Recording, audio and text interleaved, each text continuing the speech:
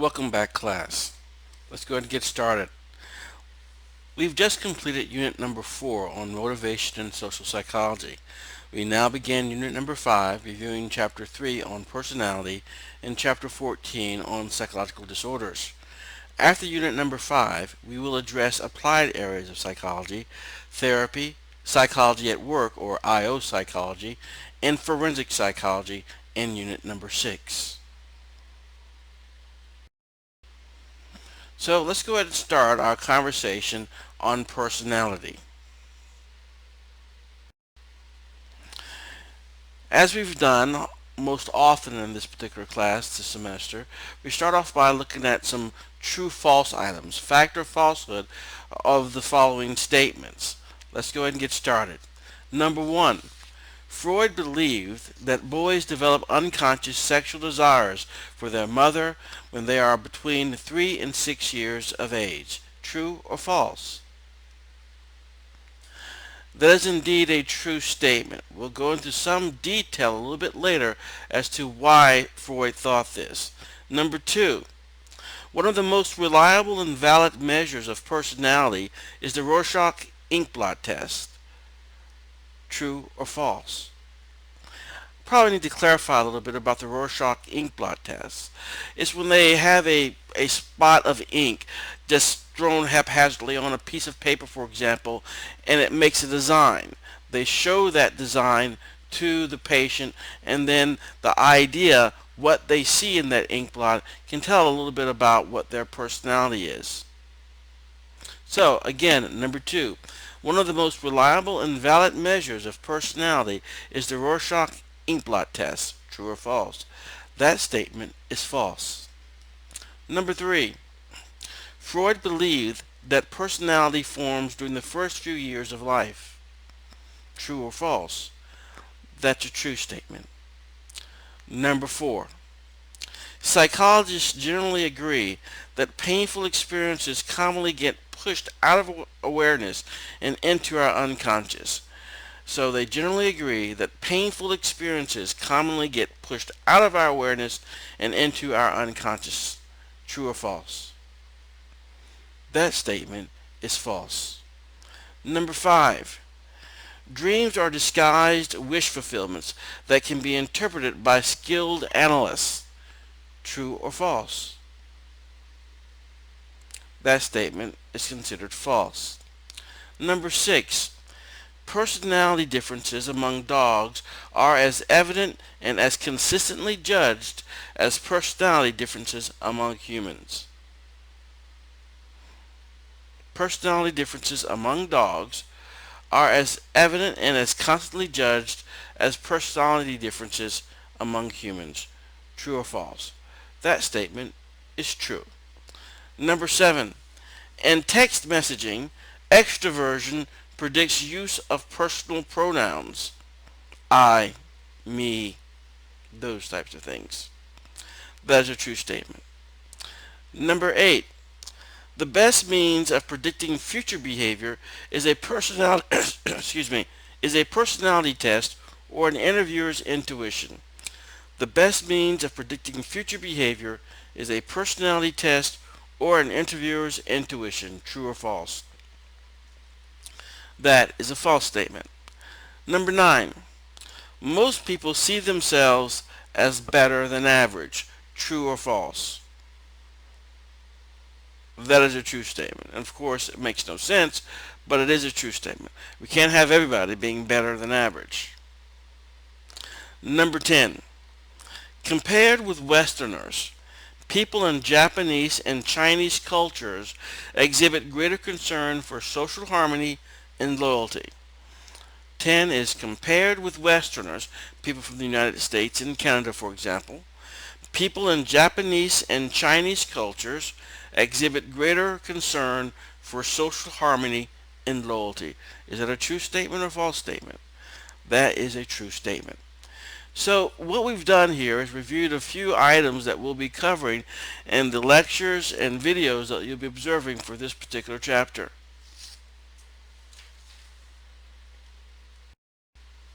So let's look at an overview. First, an overview. Ways of looking at the self. We have Freudian or psychodynamic views, where the unconscious parts of the self, humanistic view of the self-actualizing person, examining traits including the big five factors or dimensions, social and cognitive influences on personality, and self-esteem and self-serving bias. Those will be some of the topics and ideas that we'll cover in this particular chapter.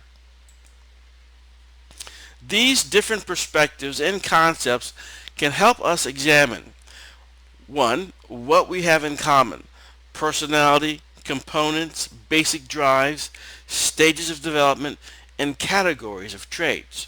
2.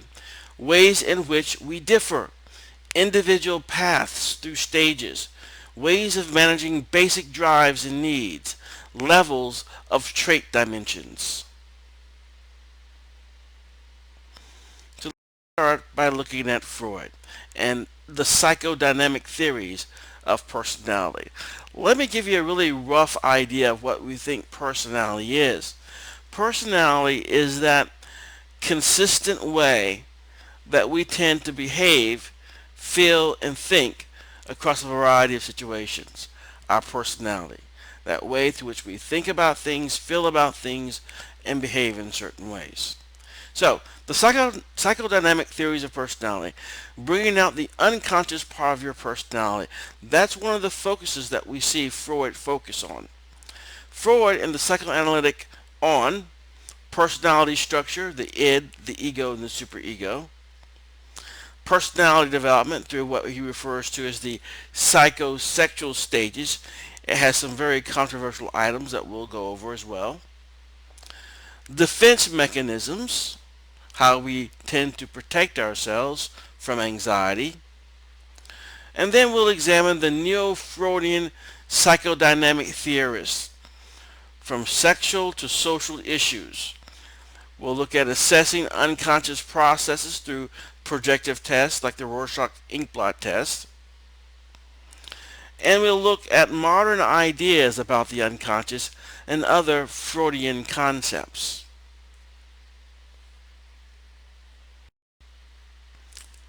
So, personality. As I stated, personality, an individual's characteristic patterns of thought, feelings, and behaviors persisting over time and across situations. So obviously, as we saw in social psychology, the situation can have an influence on how we behave. We behave differently in church as we do at a party.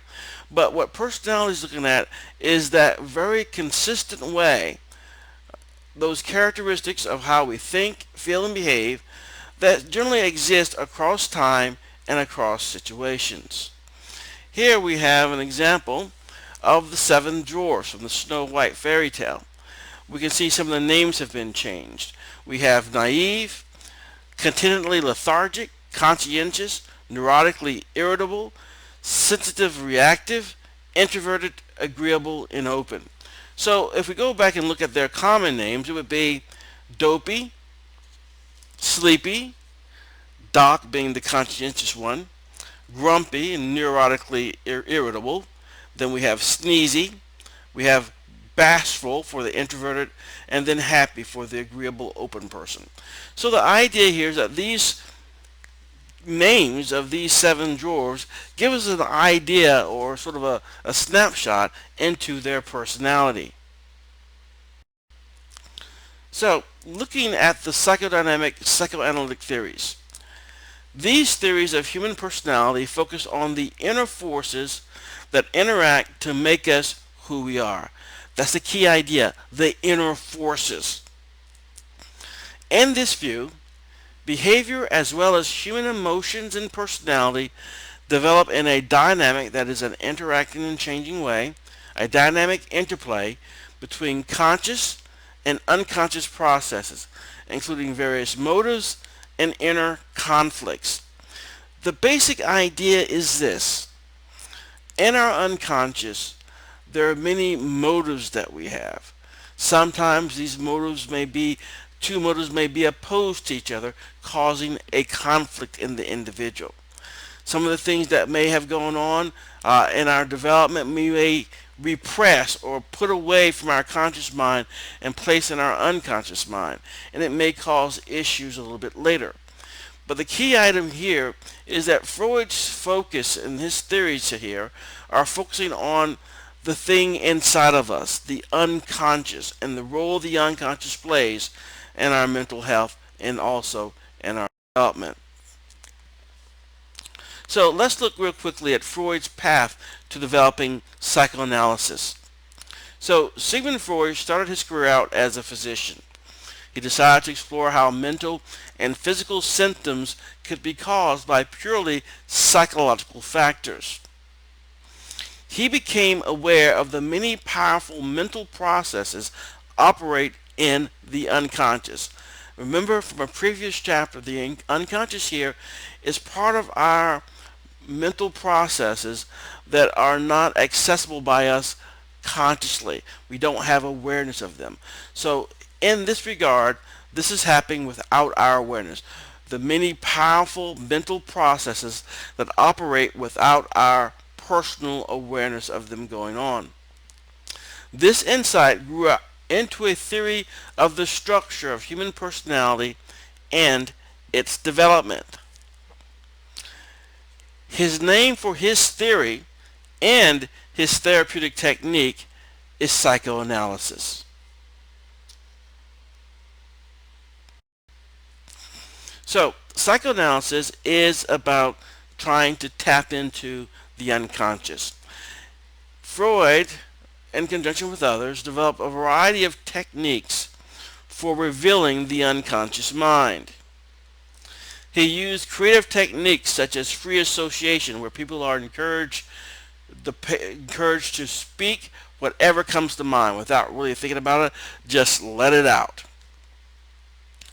The therapist then interprets any potential unconscious wishes hidden in the client's hesitations, what they don't want to talk about, or their slips of the tongue, something that may be seemingly inappropriate that slips out, or through a discussion of their dreams.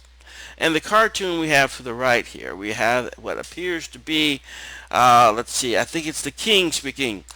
Good morning, my beloved.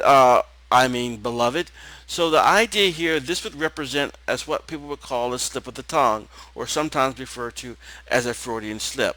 What this means is that somewhere in the king's mind, he's thinking about beheading his wife. So that's why he slipped and referred beheaded as opposed to beloved. So let's look at one of the ways in which Freud conceived of the idea of one's personality. He proposes this mind iceberg. So in this iceberg, we see a variety of structures. The key thing about the iceberg is that a good portion of the iceberg is underneath the waterline. We have the majority of it is underneath the waterline. On top of the waterline, above the waterline, is a smaller portion of this iceberg. So here we have the ego, mostly conscious, and it makes peace between the id and the superego. We'll talk more about that in a second. But the mind is mostly below the surface of conscious awareness. So there's so much going on, and most of the time we're not even going to be aware of it. That's the key point there. So personality develops from the efforts of our ego, that is our rational self, the one that we're mostly conscious of. The personality develops from the efforts of our ego, our rational self, to resolve tension between our id, based on biological drives, and we see that at the very bottom here of this iceberg, where we have all this unconscious energy, to resolve the tension between our id, based on biological drives, and the superego, society's rules and constraints.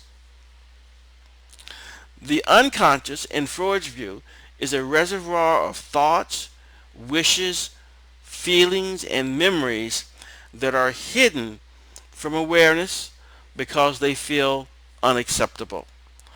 Couple of other ideas I want to communicate about what goes on here. The id is like a beast in the basement. It's driven on pleasure. It wants to avoid pain. It wants to seek pleasure. It's all about the biological core base needs. But then we have the superego. And by the way, it's believed that we are born with the id, just based on doing things that make ourselves feel good. Now, so that's the id. We're born with that. But we need to develop the superego. And the superego is us internalizing and making our own society's rules and their constraints. We want to be able to follow the rules and be the right type of citizen and behave properly. We have to learn that through our development. Born with the id, so like an uncontrollable beast. The superego is going to be the rational, the side of us that tries to make us follow the rules. Okay, and it's going to be the ego's job to maintain a balance between the conflict between the id and the superego. It is us, and it helps us to make the decisions as to what it is that we should or should not do. Now, it should be noticed that sometimes this id is going to be totally irrational. It just wants what it wants when it wants it. But the superego sometimes, if unrestrained, can be just as irrational in a way. Do something which is right, even to the fact that it may cause harm to us. So, in developing personality, we start life with a personality made up of the id, striving impulsively to meet basic needs, living by the pleasure principle. In a toddler, an ego develops, a self that has thoughts, judgments, and memories, and following a reality principle. And around age 4 or 5, the child develops the superego, a conscious, internalized from parents and society, following a morality principle. So we have the pleasure principle we're born with, the reality principle that we get a little bit later after we start to develop, and then around 4 to 5 years of age, we have the morality principle that we tend to be focused on. The ego worked as the executive of this three-part system to manage bodily needs and wishes in socially acceptable ways.